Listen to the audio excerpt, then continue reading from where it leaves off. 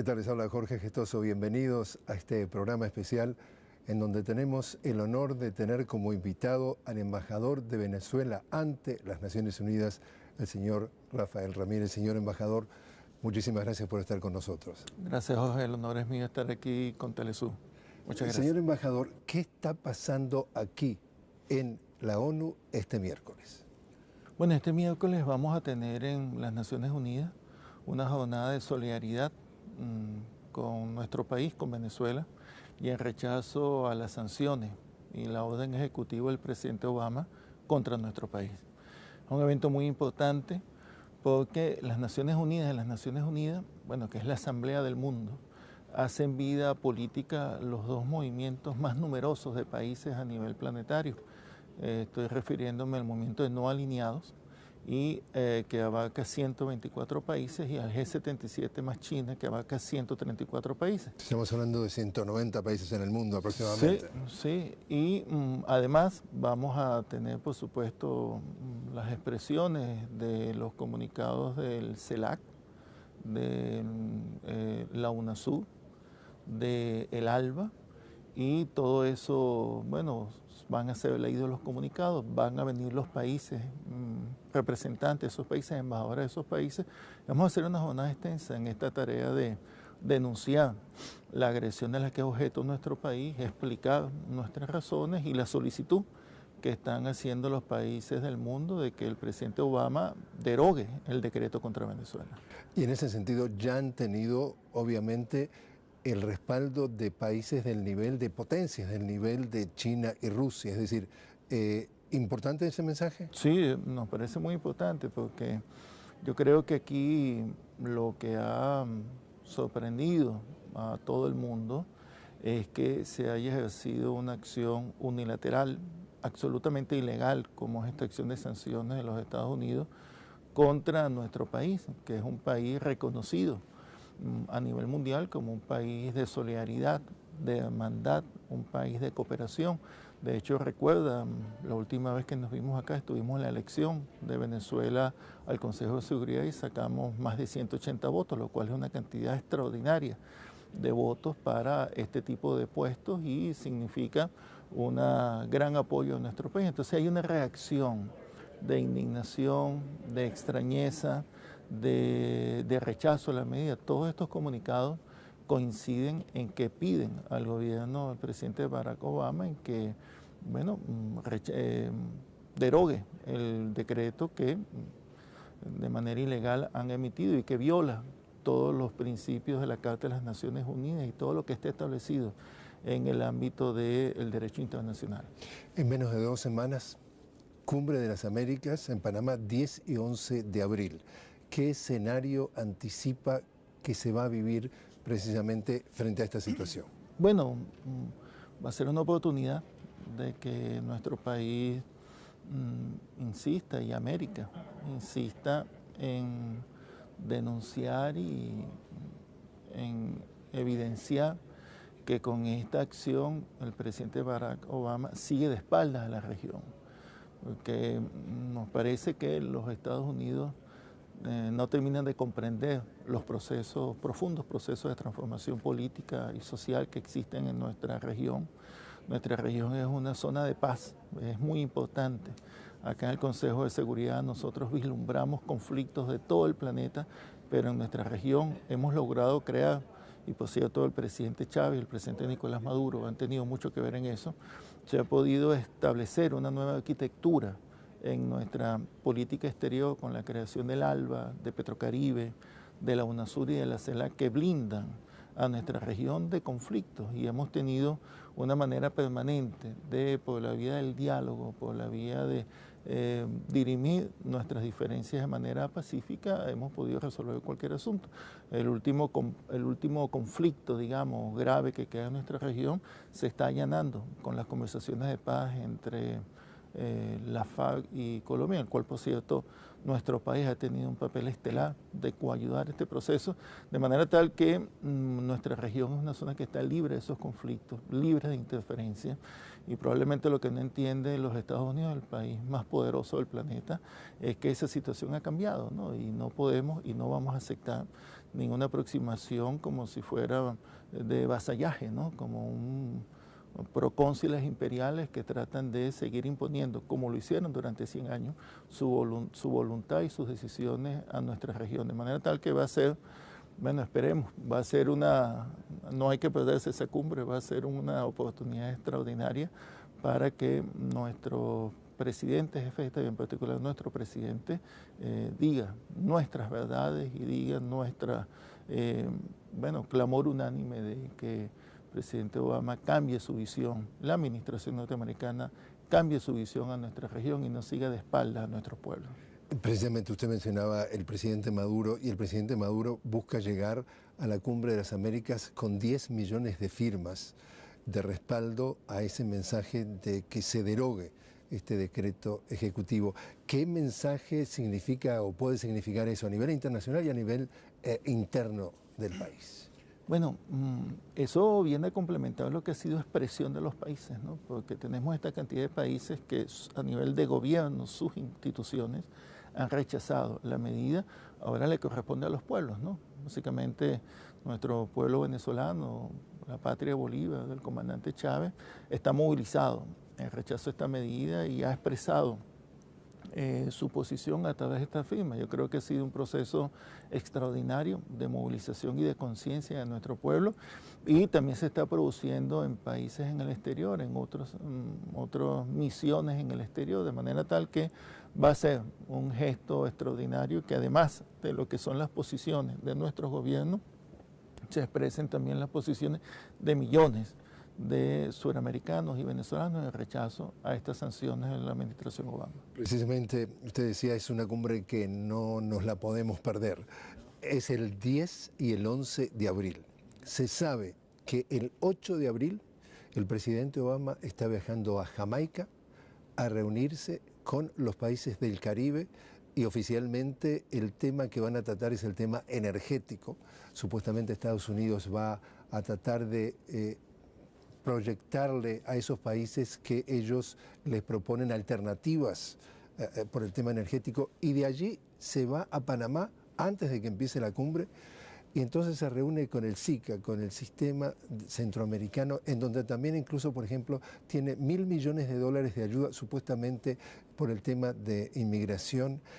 ¿Qué lectura hace usted de esas dos visitas del presidente Obama antes de llegar a la Cumbre de las Américas? Bueno, pareciera un movimiento desesperado de última hora para tratar de enmendar y tratar de comprar, lo cual es muy triste, ¿no? Sigo diciendo, insisto en que la administración norteamericana está de espalda al sentimiento de nuestra región, tratar de comprar la voluntad política de nuestros países. Por cierto que en materia energética no hay nada que la administración norteamericana pueda ofrecer al Caribe, por lo menos no hay nada comparable al esquema de Petrocaribe, que ha sido, me parece, y con conocimiento de causa te lo digo, es la única experiencia de ese tipo que existe en el planeta, donde un gran país productor y con grandes reservas de petróleo como el nuestro, bueno, ofrece a los más débiles de la región, en este caso los países caribeños, la posibilidad de un abastecimiento seguro y en condiciones apropiadas, dependiendo de la situación de precios para estos países. ¿Y está en riesgo ese suministro? Para nada. Yo quisiera aprovechar para ratificar lo que ha dicho el presidente Nicolás Maduro, en el sentido de que nuestro programa de Petrocaribe, bueno, es una parte estratégica de nuestro planteamiento de interrelación con la región y va a seguir. Lo que poca gente sabe es que nosotros, cuando diseñamos Petrocaribe, o el presidente Chávez, hicimos una escala de precios. Dependiendo de la situación de precios, variaban los porcentajes de financiación y todo esto, de tal manera que es un esquema que está blindado para mantenerse hacia el futuro, como lo hemos hecho y como lo vamos a hacer. Ahora, fíjate qué contradictorio que estas iniciativas energéticas hacia el Caribe no son nuevas, por cierto. Ya el presidente Obama en el 2010 lanzó una iniciativa en la OEA, donde a mí me tocó representar a nuestro país desde el punto de vista energético, de una estrategia energética para las Américas que fracasó.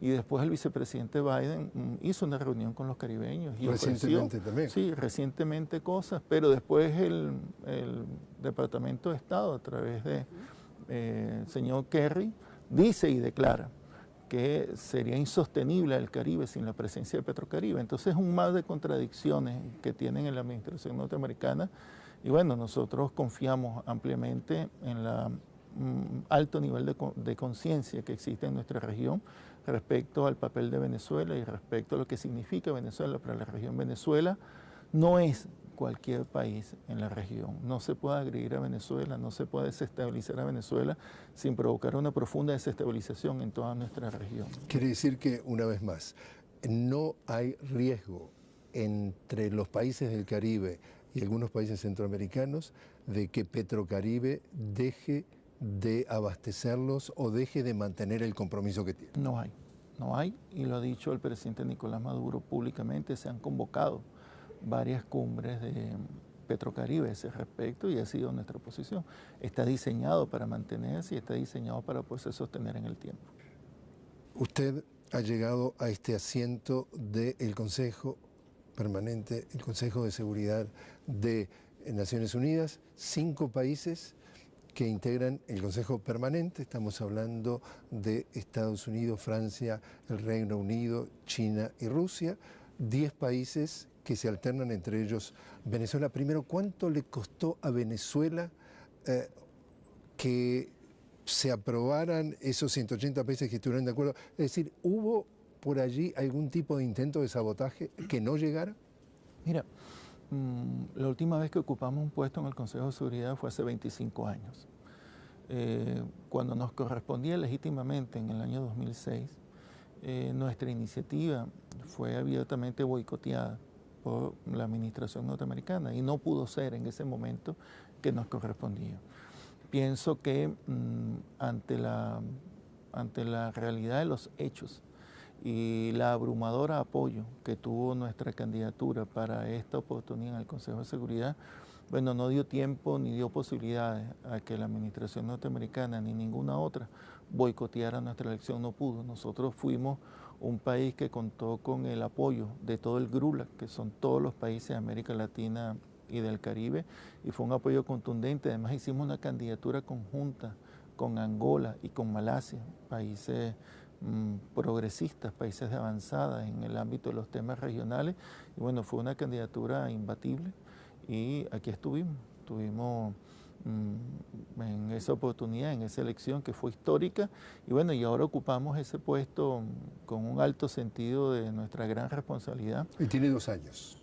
Es por 2 años. Nosotros comenzamos, bueno, estoy aquí desde el 5 de enero, con instrucciones del presidente Maduro, y es una actividad incesante. Al año son más de 460 reuniones que es el Consejo de Seguridad y estamos aquí con las instrucciones de defender nuestros principios y defender a los países de la región. Precisamente sus palabras es que Venezuela en el Consejo de Seguridad promueve la paz. ¿Cómo?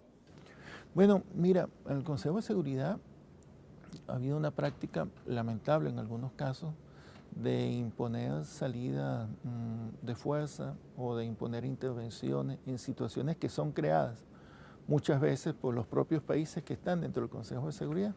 Es decir, lo que hemos vivido en los últimos años, el proceso de desestabilización en el Medio Oriente, en particular la situación vivida en Libia, en Irak y ahora en Siria, es un claro ejemplo de cómo se pretende introducir o utilizar el Consejo de Seguridad para introducir desestabilización en la región. Durante la invasión de Irak en el año 2003 no fue posible y entonces fueron por la vía unilateral. Los Estados Unidos invadieron y ahora tenemos esa situación terrible, además el alto costo de vida al pueblo iraquí y después la situación de Libia, ¿no?, que ha resultado en una tragedia, un desastre. 2 gobiernos, milicias extremistas, un gran flujo de armas en la región que siguen alimentando el conflicto en Siria, que se ha transformado en otra tragedia humanitaria. De tal manera que aquí en el Consejo de Seguridad nuestra tarea es cuidar que esas situaciones no se repitan y nuestro voto siempre estará a favor de la paz y a la solución de los conflictos por la vía política y negociada. Le leo las palabras de Finian Cunningham. Él es un experto de relaciones internacionales y afirma que Estados Unidos practica el doble discurso en el caso de Yemen, esta crisis que acaba de suceder. Dice que apoya a la coalición internacional que incluye a Yemen, que curiosamente el Departamento de Estado declaró a Yemen como uno de los países que patrocina el terrorismo. Y dice él, al mismo tiempo está en la lista de los países que los declara terroristas. Es decir, su cita textual es: Estados Unidos primero los declara terroristas y luego se une a ellos. Reacción. Bueno, han sido situaciones, sí, efectivamente Estados Unidos desde Yemen tenía bases y ha dirigido los ataques con los drones, ¿no? Que es una cuestión absolutamente fuera del monitoreo de cualquier institución. Los drones deciden dónde bombardear y bombardean. Y ya está, ¿no? Y es una respuesta unilateral al fenómeno del terrorismo. Nosotros estamos en contra de eso. Nosotros pensamos que hay que respetar la soberanía de los países, la autodeterminación, y la situación en Yemen se ha venido complicando. Ahora hay una intervención militar directa de países del Consejo de Cooperación del Golfo, y bueno, nosotros en el seno del Consejo de Seguridad hemos abogado por una solución pacífica, puesto que hay un proceso de negociación entre las partes involucradas. Creemos que la situación de Yemen debe resolverse entre los habitantes de ese país, y así como ese escenario se han venido suscitando varias situaciones a nivel mundial, y nosotros abogamos por el multilateralismo y abogamos por la solución pacífica de estos asuntos. Precisamente la Liga Árabe acaba de acordar la creación de una fuerza conjunta, y precisamente ellos llaman, en palabras textuales, contra las amenazas sin precedentes de la región. La cadena NBC cita a analistas y a un exfuncionario del gobierno de los Estados Unidos y dice que los países árabes no confían más en Estados Unidos, y por eso crearon este tipo de acuerdo. Sí, hemos escuchado esas opiniones. Se acaba de producir esa reunión y esa decisión, y bueno, vamos a esperar a ver cómo se desarrolla, ¿no? Lo que sí está claro es que deben existir reglas de comportamiento internacional. Existe una Carta de las Naciones Unidas y nosotros vamos a estar estrictamente apegadas a ella, porque si no, cualquier iniciativa nos puede conducir a conflictos indeseados o a fenómenos como los que están ocurriendo. Fíjate, nosotros hemos levantado acá, ha habido muchas sesiones y debates abiertos. Este mes le correspondió a Francia conducir algunos debates sobre el tema de la violencia contra los niños en los conflictos armados en el Medio Oriente, y el tema de la violencia contra las minorías religiosas y étnicas en el Medio Oriente. Nosotros nos preguntábamos, nuestra delegación se preguntaba, bueno, ¿cómo es posible que esos grupos terroristas, que antes eran grupos marginales, hayan podido construir en tan poco tiempo una elevada capacidad militar? Habría que preguntarse, ¿quién financia estos grupos terroristas? ¿Quién arma a estos grupos terroristas? ¿Y cómo es que se ha producido un flujo de armamento que es capaz de desestabilizar situaciones como las de Libia, las de Irak, las de Siria, pero ahora que está fluyendo a través del sur de Libia, fluye hacia los países africanos y está afectando toda esta situación en Nigeria con Boko Haram? Hoy veíamos en la reunión del Consejo de Seguridad la decisión de los países de la cuenca del Chad, donde han decidido actuar también para frenar el avance de Boko Haram. Entonces, estas acciones unilaterales, estas distorsiones, estas desestabilizaciones, lo que hacen es alimentar la aparición de grupos terroristas que están ejerciendo una violencia brutal contra las poblaciones y que están retrogradando a esas regiones a una situación medieval, donde ha vuelto a surgir el esclavismo, donde hay una violencia inusitada contra los niños y las niñas, y donde no hay regla alguna, sino que es la brutalidad y la violencia por la violencia, y eso definitivamente es un fenómeno que se ha aupado con este tipo de intervenciones y decisiones insensatas, unilaterales, que tienen sus consecuencias. Y si uno quiere ser escéptico, como lo son muchísimos analistas, no puede llegar a pensar que esto del incremento de la violencia a todo nivel es un gran negocio para la industria bélica, y que hay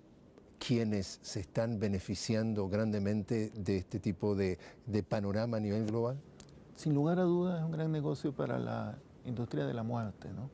Y la industria de, bueno, esos intereses mezquinos que para imponer sus visiones geoestratégicas sobre cualquier región, cualquier situación, son capaces de conducir a países enteros a la tragedia de la guerra, como se está viendo. Es muy grave lo que está pasando y habrá que sentar responsabilidades sobre eso.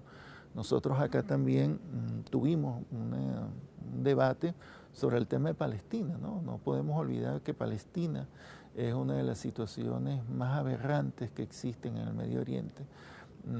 Está en deuda las Naciones Unidas, el Consejo de Seguridad, con el pueblo palestino desde hace más de 50 años. Y déjeme interrumpirlo allí por un segundo. Hoy hay un dato que dice que Israel mató más palestinos en el 2014 que desde el 1967. Sí, porque lo que ha venido sucediendo es un proceso permanente de colonización del territorio palestino. Los nuevos asentamientos, la destrucción de los asentamientos palestinos, de las viviendas, residencias palestinas. Y nosotros denunciamos, por ejemplo, una práctica en el debate sobre los niños en conflictos armados. En Israel existen más de 300 niños palestinos presos, 300 niños en cárceles israelitas. Entonces aquí no puede haber un doble rasero, ¿no?, para hablar de la rendición de cuentas, de quién debe ir a la Corte Internacional Penal o quién no debe ir. Aquí tiene que haber una posición que sea clara, honesta, de principio, y es lo que nosotros pensamos levantar siempre acá. Y si tenemos que quedarnos solo en una votación, lo haremos. Si logramos construir los consensos, los construiremos. O sea que si lo miramos un poco en perspectiva, señor embajador, estamos viendo en América Latina primero un espíritu de cuerpo. Estuvimos en la sesión de la OEA hace pocos días en donde la canciller venezolana, precisamente Delcy Rodríguez, planteó precisamente el tema de este decreto ejecutivo y las sanciones que le quiere aplicar a Estados Unidos, y toda América Latina alzó la voz como un solo cuerpo. Solamente quedaron otra vez separados Estados Unidos y Canadá, que repetía el mismo discurso, la misma letanía de siempre. Sí. Estamos viendo Venezuela en el Consejo de Seguridad, estamos viendo un impulso de identidad, de soberanía de nuestras regiones. ¿Estamos teniendo más protagonismo a nivel mundial Venezuela y nuestra América Latina? Bueno, mira, me parece que sí.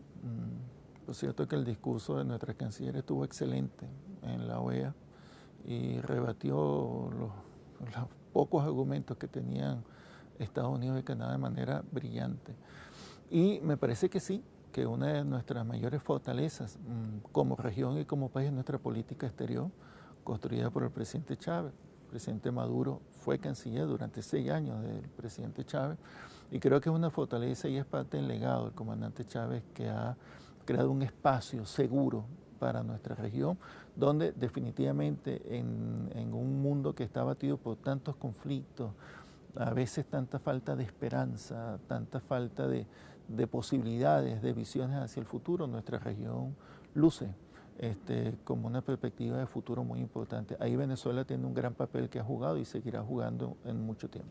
Y por último, señor embajador, ya a nivel personal, el estar en este foro mundial, global, y en esta situación inesperada, digamos así, porque este decreto ejecutivo surge, digamos, de no sabemos de dónde, y recibir este tipo de apoyo, como usted dice, se empiezan a hacer los números de 190 países del mundo, por lo menos 180 presentan su respaldo a Venezuela. ¿Satisfacción? Sí, bueno, orgullo por nuestro país, por nuestra revolución. Nosotros somos funcionarios al servicio del Estado y nos ha tocado desempeñar distintos roles y distintos papeles en distintos momentos de nuestra revolución. Y las tareas que tenemos aquí las asumimos con mucha humildad, pero un alto sentido de responsabilidad. Hemos tenido que hacer mucho ejercicio de la política para explicar nuestra posición, llevar nuestras ideas, construir los consensos. Y bueno, tenemos la orientación del presidente Maduro y creo que estamos en la línea correcta. Acá, desde el Consejo de Seguridad, desde las Naciones Unidas, tenemos una línea de defensa inquebrantable en el tema de nuestra soberanía y el respeto a nuestras propias decisiones, de manera tal que creo que nuestro proceso político, nuestro proceso suramericano y nuestro proceso bolivariano en particular tiene mucha fortaleza y se ha ganado el respeto y se ha ganado la solidaridad de muchos países del mundo. Yo creo que la mayoría de los países están hartos de este tipo de decisiones que son rezagos de la época colonial o de las épocas imperiales. El mundo cambió para siempre. Alguna gente no se ha dado cuenta, pero nuestra región va a quedar en el ámbito internacional como una región de cambio, de futuro y de posibilidades de un mundo mejor. Señor embajador Rafael Ramírez, muchísimas gracias por haber estado con nosotros. A ustedes, muchas gracias. Y a ustedes también, gracias por habernos acompañado. Les habló Jorge Gestoso desde las Naciones Unidas. Los invitamos a que continúen en programación de Telesur. ¿Qué tal? Les habla Jorge Gestoso. Bienvenidos a este programa especial en donde tenemos el honor de tener como invitado al embajador de Venezuela ante las Naciones Unidas, el señor Rafael Ramírez. Señor embajador, muchísimas gracias por estar con nosotros. Gracias, Jorge. El honor es mío estar aquí con Telesur. Muchas gracias. Señor embajador, ¿qué está pasando aquí en la ONU este miércoles? Bueno, este miércoles vamos a tener en las Naciones Unidas una jornada de solidaridad con nuestro país, con Venezuela, y en rechazo a las sanciones y la orden ejecutiva del presidente Obama contra nuestro país. Es un evento muy importante porque las Naciones Unidas, bueno, que es la Asamblea del Mundo, hacen vida política los dos movimientos más numerosos de países a nivel planetario.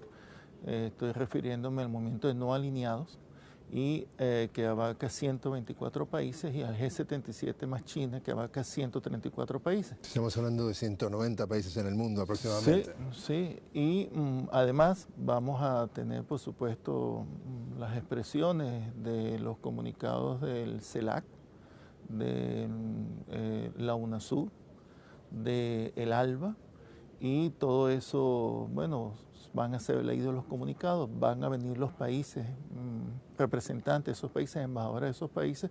Vamos a hacer una jornada extensa en esta tarea de denunciar la agresión de la que es objeto nuestro país, explicar nuestras razones y la solicitud que están haciendo los países del mundo de que el presidente Obama derogue el decreto contra Venezuela. Y en ese sentido ya han tenido, obviamente, el respaldo de países del nivel de potencias, del nivel de China y Rusia. Es decir, ¿importante ese mensaje? Sí, derogue el decreto que de manera ilegal han emitido y que viola todos los principios de la Carta de las Naciones Unidas y todo lo que esté establecido en el ámbito del derecho internacional. En menos de 2 semanas, Cumbre de las Américas en Panamá, 10 y 11 de abril. ¿Qué escenario anticipa que se va a vivir precisamente frente a esta situación? Bueno, va a ser una oportunidad de que nuestro país insista, y América insista en denunciar y en evidenciar que con esta acción el presidente Barack Obama sigue de espaldas a la región, porque nos parece que los Estados Unidos no terminan de comprender los profundos procesos de transformación política y social que existen en nuestra. Nos parece muy importante porque yo creo que aquí lo que ha sorprendido a todo el mundo es que se haya ejercido una acción unilateral, absolutamente ilegal, como es esta acción de sanciones de los Estados Unidos contra nuestro país, que es un país reconocido a nivel mundial como un país de solidaridad, de hermandad, un país de cooperación. De hecho, recuerda, la última vez que nos vimos acá, estuvimos en la elección de Venezuela al Consejo de Seguridad y sacamos más de 180 votos, lo cual es una cantidad extraordinaria de votos para este tipo de puestos y significa un gran apoyo a nuestro país. Entonces hay una reacción de indignación, de extrañeza, de rechazo a la medida. Todos estos comunicados coinciden en que piden al gobierno del presidente Barack Obama en que, bueno, nuestra región es una zona de paz, es muy importante. Acá en el Consejo de Seguridad nosotros vislumbramos conflictos de todo el planeta, pero en nuestra región hemos logrado crear, y por cierto el presidente Chávez y el presidente Nicolás Maduro han tenido mucho que ver en eso, se ha podido establecer una nueva arquitectura en nuestra política exterior con la creación del ALBA, de Petrocaribe, de la UNASUR y de la CELAC, que blindan a nuestra región de conflictos, y hemos tenido una manera permanente de, por la vía del diálogo, por la vía de dirimir nuestras diferencias de manera pacífica, hemos podido resolver cualquier asunto. El último conflicto, digamos, grave que queda en nuestra región se está allanando con las conversaciones de paz entre la FARC y Colombia, en el cual, por cierto, nuestro país ha tenido un papel estelar de coayudar este proceso, de manera tal que